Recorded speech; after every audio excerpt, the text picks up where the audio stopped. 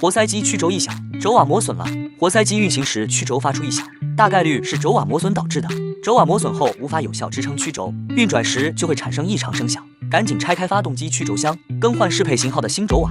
换完后一定要检查曲轴间隙，确保在标准范围内，可别放任轴瓦继续磨损。一旦轴瓦失效，会导致曲轴剧烈晃动，进而碰撞磨损钢体。后期维修不仅麻烦，费用也会大幅增加。及时换轴瓦才能保护核心部件。更多产品详情，欢迎咨询成都实打实。